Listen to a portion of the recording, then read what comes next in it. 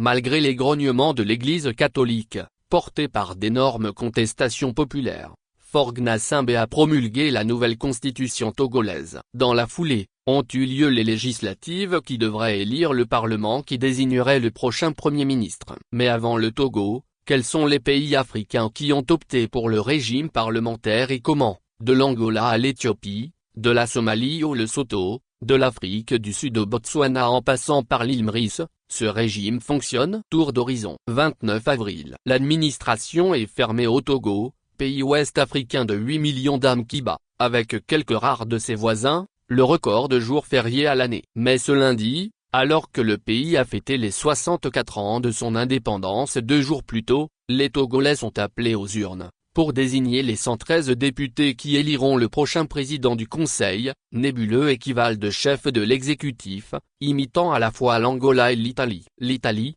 c'est aussi le pays dont Faure Gnassingbé, 57 printemps et près de 20 ans passés au pouvoir, raffole de la gastronomie et où il fait quelques virées chaque année. Et au cœur de Rome, le Vatican, inspirant pour ce catholique qui y entretient pieusement quelques entrées. Lire aussi, Togo. Prof David Odos, en 2025, nous irons aux élections, ce qui ne l'a pas empêché de faire la sourde oreille face à l'épiscopat local, farouchement opposé à la nouvelle constitution. César ce qui est à César, à Dieu ce qui est à Dieu.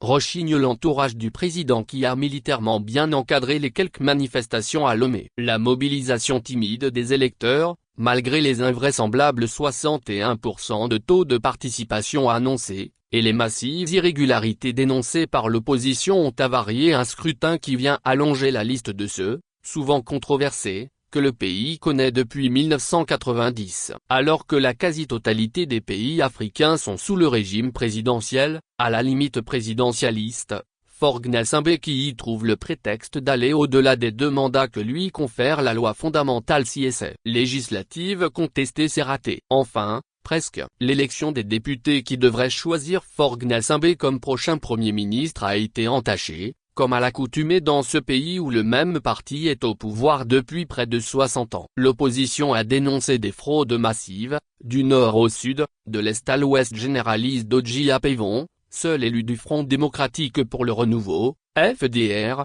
qu'il préside. En tout, sur les 113 sièges en jeu, l'opposition ne s'en est sortie qu'avec 5. Lire aussi, Togo la patrie en danger, Kofi Ameniane résultat inimaginable, incroyable et totalement truqué s'emporte Jean-Pierre Fabre alors qu'Aimé Gogué, plutôt discret modéré opposant devient, avec 2 élus, chef de file de l'opposition togolaise. Peu avant, la commission pontificale Justice et Paix, relais local du très politique Dicaster, ministère pour le Vatican, pour le service humain intégral a été empêché de déployer des observateurs. Le plus crédible regroupement de la société civile nationale a été aussi, au dernier moment, écarté de l'observation électorale, le plus souvent sous des prétextes fallacieux. Seule particularité de ces législatives, les factices partis d'opposition qui sont au solde du pouvoir, nouvel engagement togolais, net, du trop sulfureux Géritama, Bâtir, PDP ou encore MRC du controversé Abakaboua n'ont obtenu aucun siège. Dans le Parlement sortant, ils auraient été cooptés par le pouvoir et parfois désignés, ironie tropicale oblige comme à des buveurs de lait. Enfin, sont-ils sevrés? A-t-on envie de crier? L'Angola, l'Éthiopie, la Somalie a laissé 4 pays seulement sur le continent sont sous le régime parlementaire. C'est le cas de l'Éthiopie, de l'Angola, de la Somalie ou encore du Lesotho. Le premier n'a connu que des dirigeants dictatoriaux. La concentration excessive du pouvoir et l'obsession d'un esprit de parti unique a fait d'Abiy Ahmed, et avant lui, son lointain prédécesseur Meles Zenawi, de violents et sanguinaires dictateurs. Lire aussi, Togo. Voici le message de M. François Boko à ses compatriotes. L'Angola n'a réussi, au bout d'un demi-siècle d'indépendance, qu'à instaurer un système oligarque miné par la corruption et la répression systématique de toute contestation, alors que la Somalie est devenue un État néant exposé à une instabilité institutionnelle constante. Quant au Lesotho, le fait d'être un petit pays coincé dans la très stable Afrique du Sud lui garantit une constance. C'est sans doute le régime parlementaire le plus réussi du continent quoique les élections y sont,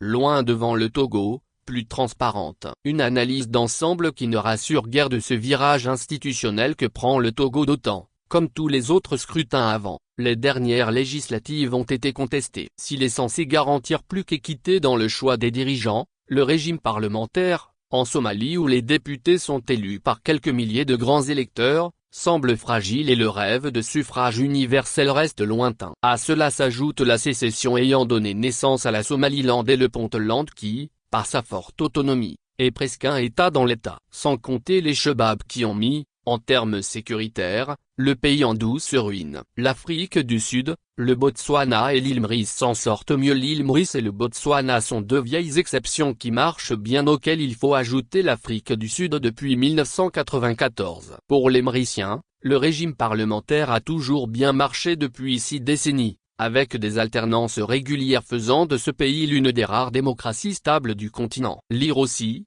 Togo. Voici ce qui se cache derrière le silence de la CEDEAO, révélé par les OSC. Le Botswana est aussi un bon exemple, à cause du fait que son ancien monarque, Seretse Khama pour engager son pays sur la voie de la démocratie a renoncé à son trône pour devenir président de la République pendant une vingtaine d'années, brillante option pour ce panafricaniste qui a fait des études à Londres. Néanmoins au Botswana, en amont de son élection, chaque parlement déclare le président pour lequel il votera, ce qui fait qu'à la fin des législatives, le chef de l'État est d'office connu. Depuis la fin de l'apartheid, l'Afrique du Sud est restée un modèle démocratique avec l'alternance au sein d'un même parti du fait de la limitation des mandats, tout comme au Botswana d'ailleurs. Alors que le principal handicap de la démocratie togolaise a toujours été la difficulté à arriver à une vraie limitation des mandats. Quant au Lesotho, il doit sa stabilité en partie à son roi, Letsie qui se contente d'un rôle plutôt minimaliste et s'érige ainsi en facteur de cohésion. Même si le pays a connu un coup d'État en 1991 et une infructueuse tentative de putsch en 2014. Et le Togo dans tout et le Togo, parmi les régimes parlementaires,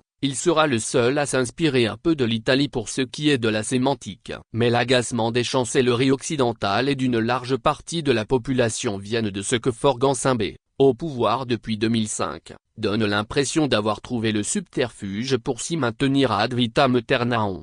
Ce d'autant qu'il avait déjà fait adopter une constitution qui limite le mandat présidentiel à 2 et qui lui impose un retrait en 2030. Puis encore, en devenant Premier ministre, il rejoint sa primature avec tous les pouvoirs, réduisant la présidence à sa portion congrue. Bref, il reste un président qui change de nom, rien de moins. Même si dans son camp, les arguments promettant la stabilité et une démocratie plus vivante sont avancés. Sauf que dans un pays où, grâce à un découpage électoral fantaisiste, le parti au pouvoir, UNIR, arrive à garder une écrasante majorité de députés avec un suffrage exprimé de moins de 40%, 39,36% par exemple lors des